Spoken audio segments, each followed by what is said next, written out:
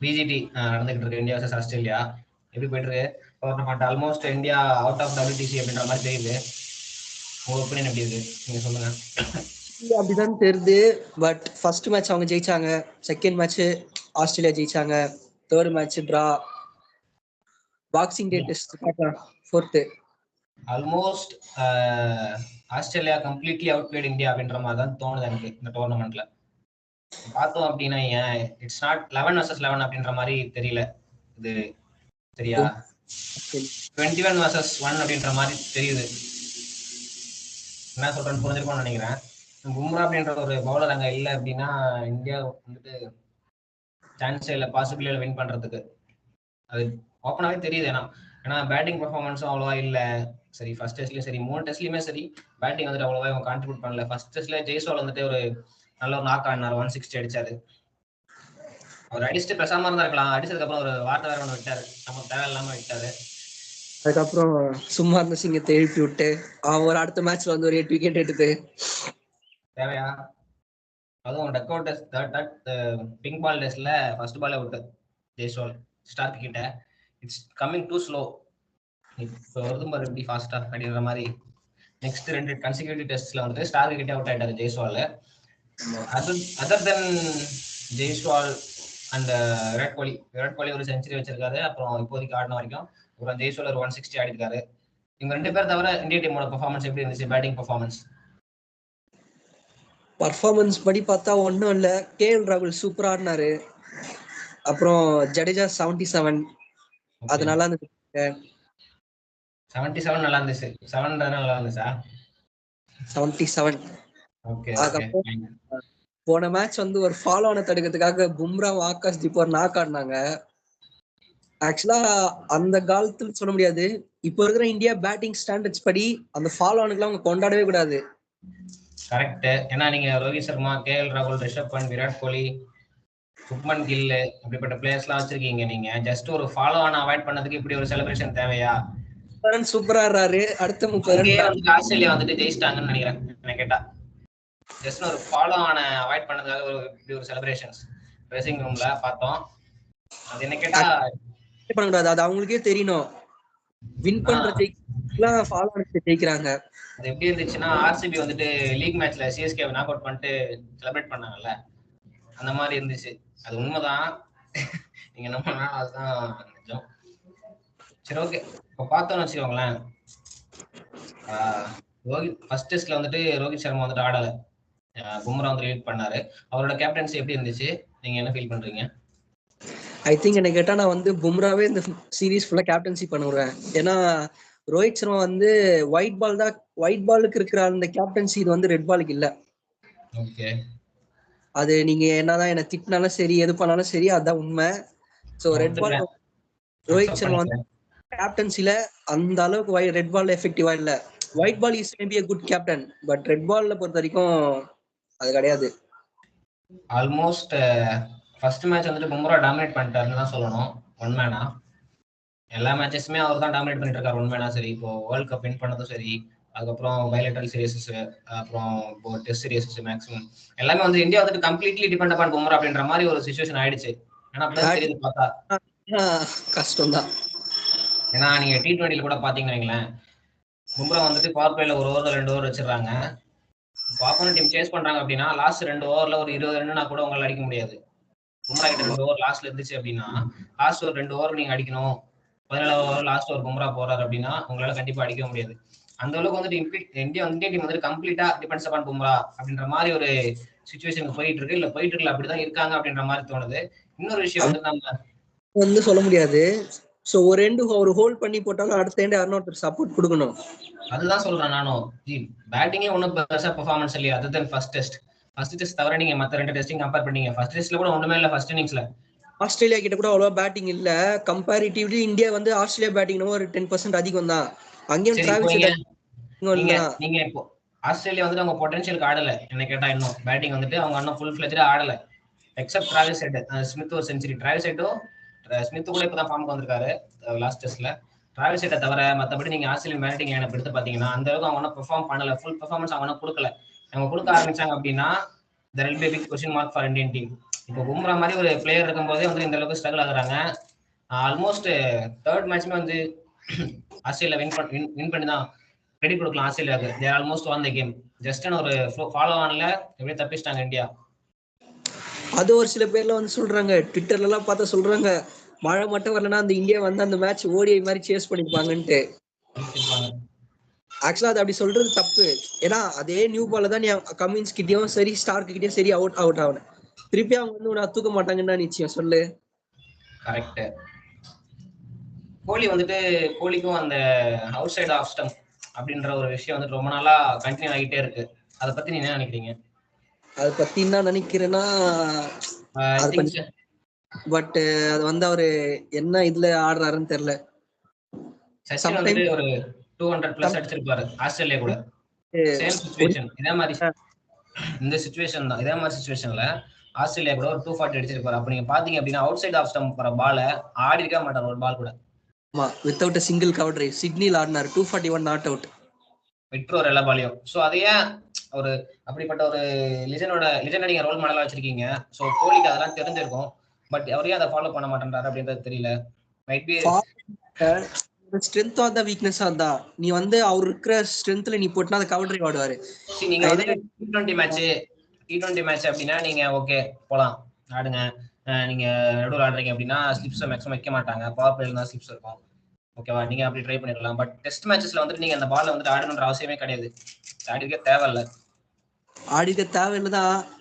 அது வந்து மென்னுக்கு ஒரு ஈகோ இருக்கும்ல, நீ என் ஸ்ட்ரென்த்ல போட்டு என்ன விக்கெட் எடுக்கிறியாடா அப்படின்ற அந்த ஒரு சேலஞ்ச் மேபி இருக்கலாம்.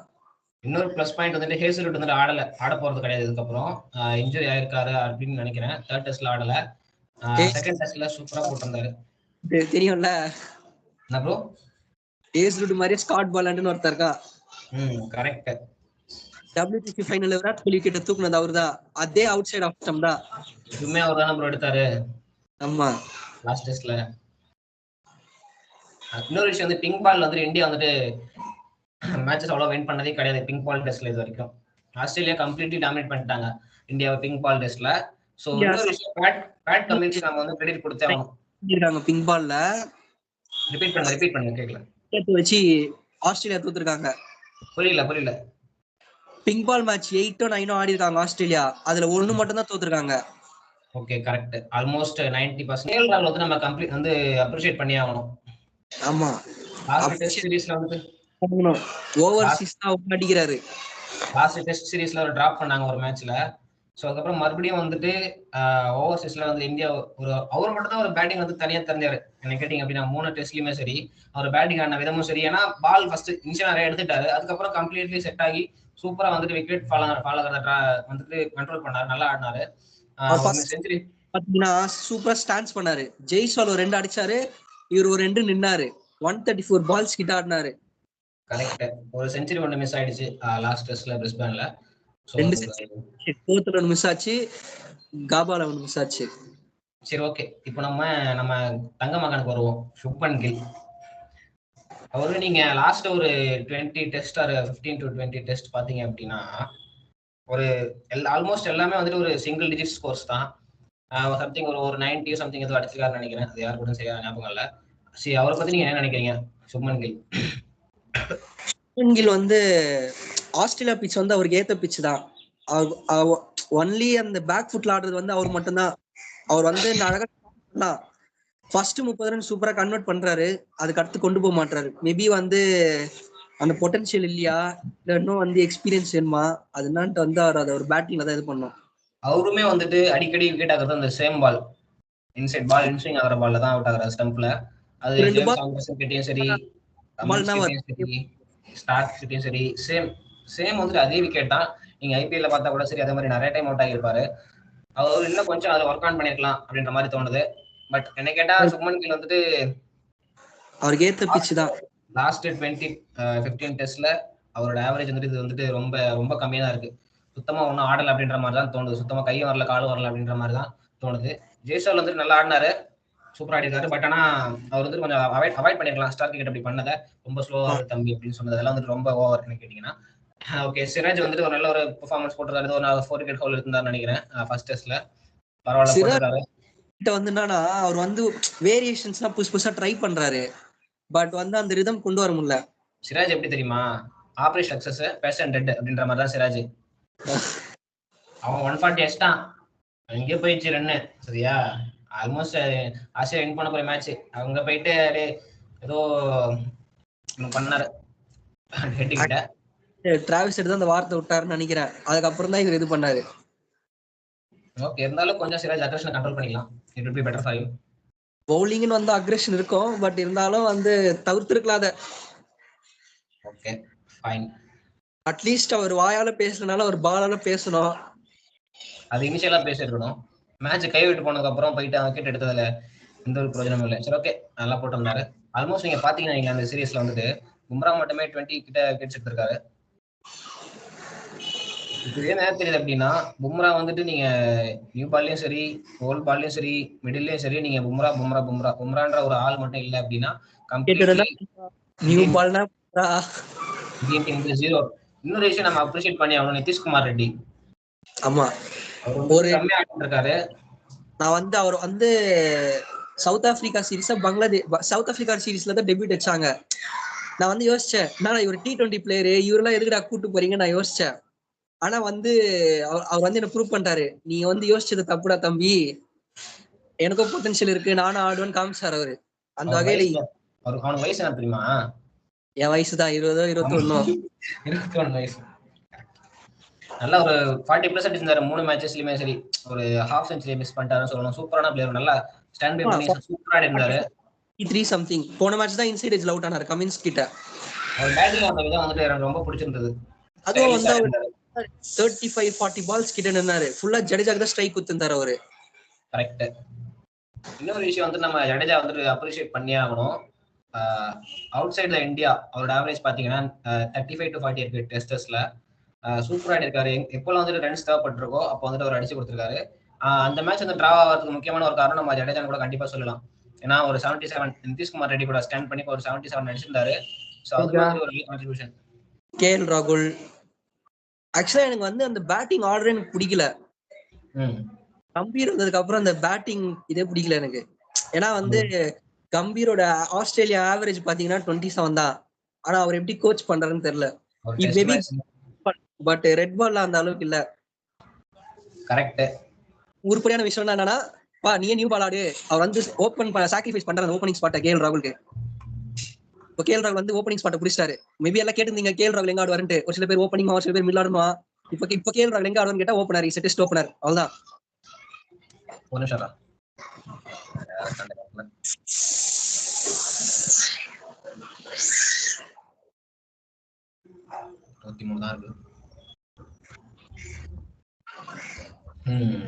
ஓகே, ஆல்மோஸ்ட் இந்தியா வந்துட்டு அவுட் ஆஃப் WTCயா அப்படி சொல்ல முடியாது. இன்னும் 2 மேட்ச் இருக்கு, எதையும் கணிக்க முடியாது. 2021ல வந்து India out of the series நாங்க திடீர்னு எங்க இருந்து அஜிங்கியா ரஹானே கூட்டி வந்து வின் பண்ணாரு. Miracle May happens, doesn't happens. என்ன வேணா ஆகலாம். லபுஷேன் வந்துட்டு இன்னும் பெர்ஃபார்ம் பண்ணல அப்படின்ற மாதிரி தோணுது ஆஸ்திரேலியால. வந்து இன்னும் ஸ்ட்ரகிள் ஆகிட்டா இருக்காரு அப்படின்ற மாதிரி தான் தெரியுது. மார்னஸ் லபுஷேன் ஒரு 3 டெஸ்ட்லயுமே சரி ஒரு நல்ல பெர்ஃபார்மன்ஸ்ல. ஸ்மித் ஒரு 3rd டெஸ்ட்ல ஒரு கம்பேக் செஞ்சு சூப்பரா ஆடினாரு. 1 அடிச்சாரு. அந்த 3rd டெஸ்ட்ல அந்த டிராவிஸ் ஹெட்டும் ஸ்மித்தோட பார்ட்னர்ஷிப்பும் போயிட்டு இருந்தது. பாத்தீங்க அப்படின்னா இவங்க வந்து 500 தாண்டி அவங்க கிராஸ் பண்ணிட்டாங்க அப்படின்ற மாதிரி தான் தெரிஞ்சது. அவங்க வந்து அவுட் ஆயிட்டாங்க. அது வந்து இந்தியாவுக்கு வந்து நல்ல ஒரு விஷயம். 3rd டெஸ்ட்ல 2 பேரும் ஸ்மித்தும் ஹெட் அவுட் ஆனது. இன்கேஸ் அவங்க அப்பதான் நியூ பால் எடுத்து வந்தாங்க. இன்கேஸ் அவங்க அவுட் ஆகல அப்படின்னா இந்த மேட்ச் மஸ்ட் பீ ஆஸ்திரேலியா கிட்ட போய் அந்த மேட்ச். சரி okay, what are the steps? India வந்து இதெல்லாம் பண்ணா பெட்டரா இருக்கும் நெக்ஸ்ட் டெஸ்ட்ல, அப்கமிங் டெஸ்ட்ல அப்படின்னு என்ன நினைக்கிறீங்க நீங்க? என்ன சொல்லலாம்? இந்தியா வந்து பேட்டிங் இம்ப்ரூவ் பண்ணனும், நல்லாவே பவுலிங் கொஞ்சம் அசிஸ்ட் கொடுக்கணும். ஆகாஷ்தீப் வந்து சூப்பரா போட்டாரு, உண்மையிலேயே சூப்பரா போட்டார் ஃபர்ஸ்ட் இன்னிங்ஸ். சும்மா நீங்க விக்கெட் எடுக்கல நீங்க எப்படி சொல்றீங்கன்ட்டு ஒரு 2 விக்கெட் பிடிச்சது அவர்தான். அவர் வந்து ஸ்மித் எத்தனையோ வாட்டி விக்கெட் ஆனாரு. ஆஸ்திரேலியா சும்மாவே பவுன்ஸ் பிட்ச், நிறைய வாட்டி வந்து அவுட் சைட் ஆஃப் பால் வந்து பவுன்ஸ் ஆயிடுச்சு, விக்கெட்ஸ் மிஸ்ஸிங். ஆனா சூப்பரா போட்டார் அவர் 2. நீங்க சிராஜுக்கு சொல்ல மாட்டேன். செகண்ட் இன்னிங்ஸ் வந்து ஆஸ்திரேலியா வந்து அடிக்க தான் போனாங்க, அடிக்க போய் எல்லா விக்கெட்டையும் விட்டாங்க. ஏன்னா வந்து அவங்க கான்ட்ரிபியூட் பண்ண மாதிரி தெரியல இந்தியன் ஸ்பின்னர்ஸ் இந்த டெஸ்ட்ல. முதல்ல ஜடேஜா மட்டும் தான் இருந்தாரு. ஃபர்ஸ்ட் வாஷிங்டன் சுந்தர் ட்ரை பண்ணாங்க, வேலை ஆகலன்னு தெரிஞ்சிச்சு. செகண்ட் ஒன் வந்து அஸ்வின் ட்ரை பண்ணாங்க, அவர் வேற வந்து ரிட்டையர் வேற ஆயிட்டாரு. தேர்ட் ஒன் வந்து ஜடேஜா வந்து பவுலிங்ல கான்ட்ரிபியூட் பண்ணல, ஆனா பேட்டிங்ல காமிச்சிட்டாரு. ஜடேஜா கிட்ட வந்து நீங்க 3ல இருந்து ஒரு கான்ட்ரிபியூஷன் கண்டிப்பா வந்துரும். ஒரு ஃபீல்டிங், ஒரு எப்பனா ஒரு தேவைப்படுற ஒரு சிச்சுவேஷன்ல வந்து ஒரு ரன் அவுட் எடுத்து வருவாரு, இல்ல ஒரு கேட்சா சரி, இல்ல ஒரு பவுலிங் சரி, பேட்டிங் சரி, 3ல இருந்து எதனா ஒரு இடத்துல ஜடேஜா கான்ட்ரிபியூஷன் கண்டிப்பா இருக்கும். அது பேட்டிங்ல வந்து தெரிஞ்சிச்சு. நம்ம வந்து குறை சொல்லவே கூடாது, நம்மள அவர் ஜடேஜா வந்து நம்ம குறை சொல்லவே கூடாது. இப்போ ஃபோர்த் இது வந்து எந்த ஸ்பின்னர் ட்ரை பண்ண போறாங்களோ தெரியல. உங்ககிட்ட வந்து ஒரு ஸ்ட்ராங்கான ஒரு சப்போர்ட்டிங் ஒரு பேசர் பும்ரா அப்படின்ற மாதிரி யாருமே இல்ல. சரி நீங்க யோசிச்சு பாருங்க, இப்போ பும்ரா வந்து ஆட இன்ஜுரியில இருக்காரு சரியா. இப்போ ஆகாஷ்தீப் அண்ட் சிராஜ் இவங்க 2 பேரும் வந்து மெயின். ஷமி என்ன உள்ள வரல சொல்றேன். ஞாபகம் இருக்கா ஃபர்ஸ்ட் இன்னிங்ஸ் 44 ஓவர்ஸ் என்ன ஆகும் அந்த உடம்பு சொல்லுங்க. ஆகாஷ்தீப் அண்ட் சிராஜ் இவங்க 2 பேருமே மட்டும் ஆடுறாங்கன்னு நினைக்கிறேன். இந்தியாவோட கண்டிஷன் நீங்க யோசிச்சு பார்க்கணும். பும்ரான்னு சொல்லி நீங்க ஒரு ஆர்ஆர் ஓகே சூப்பர், நீங்க அவரை மட்டுமே கம்ப்ளீட்லி டிபெண்ட் பண்ணிருக்காங்க. இப்போ பேட்டிங்ல வந்து சுத்தமா பெர்ஃபார்மன்ஸ் ஒண்ணுமே கிடையாது. இந்த டெஸ்ட்ல ரிஷப் பண்ணிட்டு ஒண்ணுமே பண்ணல. கபாலெல்லாம் ஆடினாருன்னு சொல்றாங்க. ஆடினாரு ஒரு கண்டிஷன்ஸ்க்கு ஏற்ற மாதிரி நம்ம அடாப்ட் பண்ணி ஆடுறது வந்து ஒரு நல்ல பிளேயரோட ஒரு குவாலிட்டி. இல்ல எதுக்கு முன்னாடி வந்து ஆடுறாருன்னு தெரியல. கண்டிஷன்ஸ்க்கு ஏற்ற மாதிரி அவர் அடாப்ட் பண்ணிக்கணும். நம்பர் 6 நம்பர் 7 வந்து அடிக்கிறதா எதுக்கு அவர் நம்பர் 5ல ப்ரோமோட் பண்றாங்கன்னு தெரியல. நிதிஷ்குமார் ரெட்டி எதுக்கு அவ்வளவு கீழ அனுப்புறீங்க? அவர் மிடில் ஆர்டர் பேட்ஸ்மேன் தான், மேல அனுப்புங்க. கோலிக்கு அப்புறம் ஆடலாம்ல. லெஃப்ட் ரைட் காம்பினேஷன் மேபி இப்படி போறாங்க போல. ரிஷப் பண்ணிட்டு மேல வைக்கலாம்னு நினைக்கிறேன். அப்படி சொல்ல முடியாது. அதனால ஒயிட் பால்ல லிமிட்டட் ஒர்க் கேட்டாது. டெஸ்ட் வந்து எப்படி வேணா ஆடலாம், அது பிரச்சனை இல்ல. டெஸ்ட் பொறுத்த வரைக்கும் கண்டிஷனுக்கு ஏற்ற மாதிரி நிக்கணும், அவ்வளவுதான். நின்னு தட்டி ரன் அடிக்கணும். அதுதான் வந்துட்டு அது பண்ணது வந்துட்டு கேஎல் ராகுல் மட்டும் தான் இந்த சீரிஸ்லயே வந்துட்டு கண்டிஷன்ஸ் ஏற்ற மாதிரி ஆடினது அப்படின்னு சொல்லணும். பார்த்தா அப்படின்னா கேஎல் ராகுல் அண்ட் டிராவிஸ் ஹெட் 2 பேர் மட்டும் தான். 2 பேருமே top run scorers. First head இருக்காரு, அடுத்து கேஎல் ராகுல் இந்தியன் டீம்ல. இது தவிர இந்தியன் டீம் வந்து கண்டிஷன்ஸ் ஏற்ற மாதிரி யாருமே ஆடல அப்படின்றத ஒரு ஃபேக்ட். இன்கேஸ் ரிஷப் பண்ணல கேட்டீங்கன்னா ஒண்ணுமே பண்ணல. அவர் கண்டிஷன்ஸ் ஏற்ற மாதிரி ஆடும். நான் டெஸ்ட் மேட்ச்ல நான் T20 மாதிரி தான் ஆடுவேன், சுத்துவேன், அப்படி தான் அடிப்பேன் அப்படின்னா அப்புறம் இப்படிதான் வந்து ரன்லெஸ்ஸா போவார். வந்து கௌதம் கம்பீர் பண்ண தப்பாது. உண்மையா சொல்ல போனா கௌதம் கம்பீர் வந்து டெஸ்ட் கோச்சிங் எப்படி பண்ணணும்னு தெரியாது. அவர் நீங்க என்ன வேணா கலாய்ங்க, திட்டுங்க, அடிங்க, உண்மைதான். அவர் வந்து இந்தியா ஒயிட் வாஷ் ஆகிருந்தாங்க அப்படின்னா he might be out of the coach அப்படின்ற மாதிரி இருந்திருக்கலாம். ரெட் பால் நான் திருப்பி சொல்றேன், கம்பீர் வந்து ரெட் பால் தான் பண்ணவே மாட்டாரு. ஒயிட் பால் சூப்பரா பண்ணுவார், தவிர ரெட் பால் வந்து அந்த அளவுக்கு இல்ல. ராகுல் டிராவிட் அப்புறம் விவிஎஸ் லக்ஷ்மன் தான் ஆல் ஃபார்மேட்ஸ் கோச் ஆக வேண்டியது. அவர் வந்து கேகேஆர்ல கப் அடிச்சாருன்னு ஈவன் அவர் வந்து கேகேஆர்ல கோச் கூட இல்ல, ஜஸ்ட் மென்டார், அவ்வளவுதான். மென்டார் பார்த்து எப்படி கோச்சிங் கொடுத்தீங்கன்னு வந்து எனக்கு தெரியல. நெக்ஸ்ட் 2 டெஸ்ட் எப்படி போகணும்னு நினைக்கிறீங்க? 4th test 5th test dominate பண்ணோம். ஏன்னா இந்தியா இருக்கிற பேட்டிங் இந்தியா வந்து என்ன யாருன்னா அட்லீஸ்ட் ஒரு 2-3 பேராவது அடிக்கணும். சரி நீங்க பாத்தீங்கன்னா ஆஸ்திரேலியா வந்து அவங்களோட ஃபுல் பொட்டன்ஷியலுக்கு ஆடவே இல்லை. அதை முதல்ல நம்ம புரிஞ்சுக்கணும். ஆல்மோஸ்ட் 3rd டெஸ்ட் இந்தியா வந்து எட்ஜ்ல வந்து ஒரு ஃபாலோ ஆன தடுத்து வின் பண்ணாங்கன்னு சொல்லி மேட்ச் டிரா பண்ணாங்க. அதுமே வந்து ஒரு பெரிய டிரா அப்படியே சும்மா ஜஸ்ட் ஒரு எப்படி சொல்றது ஒரு கணக்கில் எடுக்க முடியாது அப்படிப்பட்ட ஒரு 3rd மேட்ச் ராசியா. செகண்ட் மேட்ச்லயும் சரி கம்ப்ளீட் டாமினேட் பண்ணிட்டாங்க ஆஸ்திரேலியா. ஃபர்ஸ்ட் மேட்ச்லயும் சரி இந்தியாவோட செகண்ட் இன்னிங்ஸ் பேட்டிங் சொல்ல நல்லா இருந்துச்சு, ஜெய்ஸ்வால் நல்லா இருந்தார், அவ்வளவுதான். அது தவிர நீங்க இந்த சீரிஸ் வந்து இந்தியாவோட பெர்ஃபார்மன்ஸ் பாத்தீங்க அப்படின்னா பவுலிங் கிடைக்கல. பாத்தீங்களா அன்னைக்கு விக்கெட் இல்ல, பவுலிங் ஒண்ணுமே அசிஸ்டே இல்ல, அது பியூர் பேட்டிங் பிட்ச். நம்ம லக்னோ பிட்ச் மாதிரி அது. மெல்போர்ன் அப்படிதான். 2 டீமும் நாக்கலாம் அவங்க இருக்கிற பேட்டிங் பொட்டன்ஷியலுக்கு. என்ன கேட்டீங்கன்னா 1 vs மேட்ச் சீரிஸ் டிரா ஆக சான்சஸ் இருக்குன்னு தோணுது. நெக்ஸ்ட் மேட்ச் வந்து ஆஸ்திரேலியா இந்தியா 1-1 2 பேரும் ஒரு மேட்ச் ஜெயிப்பாங்க அப்படின்ற மாதிரி தோணுது. சரி பாப்போம். உங்களோட prediction 2-0 இல்ல 0-2 who will win? கணிக்க முடியல bro. Okay maybe Australia vs south Africa தான் ஃபைனல்ஸ் போவோம். Okay see you in another video. Bye bye.